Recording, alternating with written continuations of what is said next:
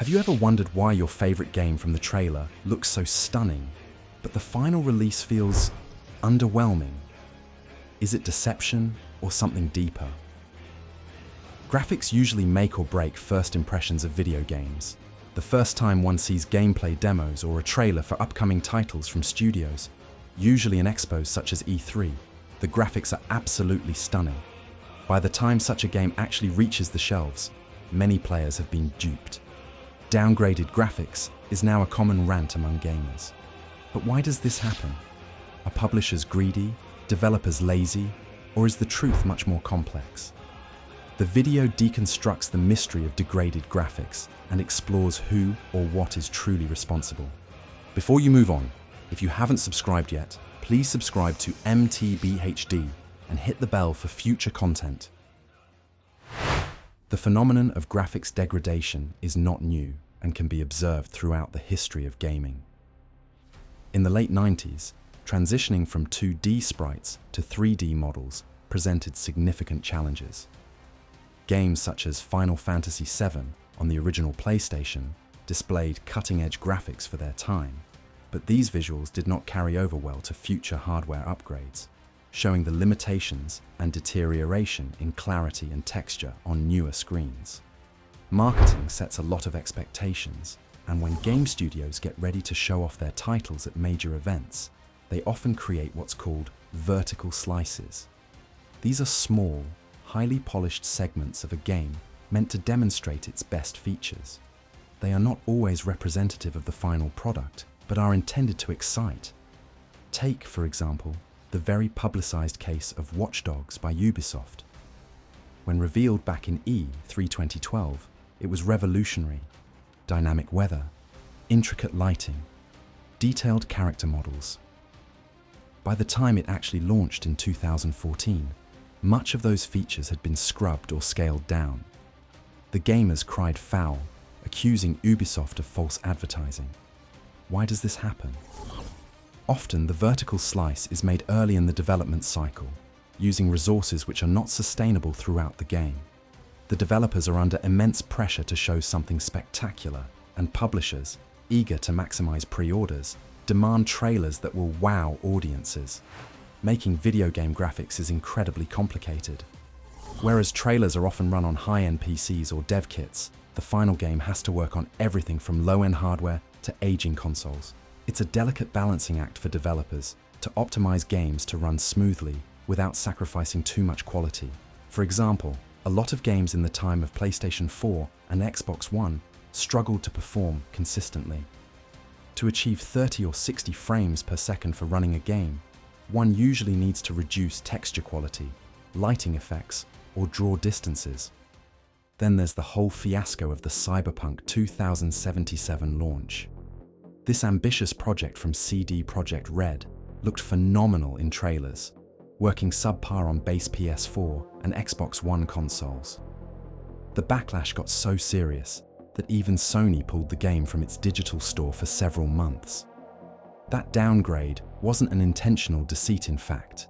It was a compromise, just to get it up and running on less powerful hardware. Even in modern gaming, the difference in performance between high-end PCs and more budget-friendly setups can lead to varying visual experiences. Gamers themselves are not entirely blameless. The gaming community's voracious appetite for cutting-edge visuals pushes studios to overpromise. When the trailers drop, the forums and social media go berserk with speculation and analysis. Every pixel is picked apart, and the hype snowballs. The quality of graphics is necessary for visual immersion and realism. This is due to the fact that it helps a player to enter a world of fantasy, which evokes emotional arousal and empathetic reactions, minimizing disbelief in what is happening.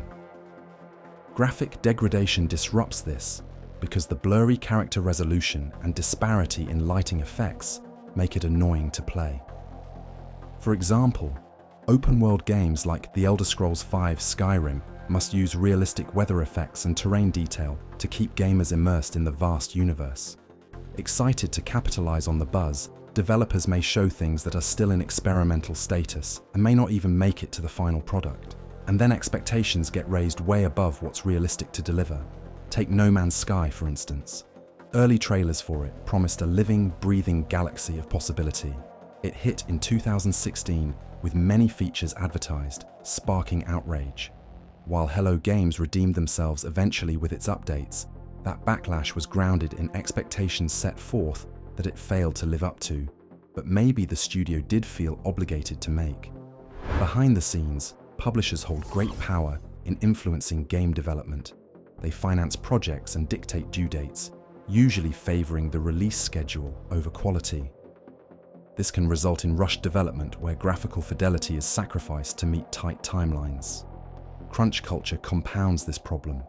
The developers working to make a deadline often have to cut corners. Features shown in early trailers might be scaled back or removed entirely because there simply isn't enough time to implement them properly. One good example is Anthem from BioWare. Its E3 2017 demo showed amazing graphics and smooth gameplay.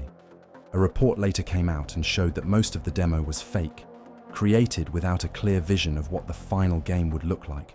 When Anthem launched in 2019, it hardly resembled the trailer, and the subpar graphics and performance made many fans furious.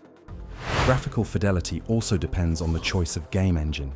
While Unreal Engine and Unity are incredibly capable, even they have limits. Sometimes the features that blow minds in controlled demo environments simply don't survive the transition to a full-scale game. Take, for instance, ray tracing, the buzzword of gaming lighting. It looks absolutely stunning, but it's incredibly resource-intensive. Many developers showcase it in trailers, but then disable it, or offer scaled-down versions in the final game to make sure it runs on more hardware. Downgraded graphics, however, can be a reason for mistrust in the event of a lack of transparency. Studios should, meanwhile, show realistic gameplay footage and disclaimers that changes might be made to bridge this gap. Early access and betas set expectations, and open communication can be used to engage with the community.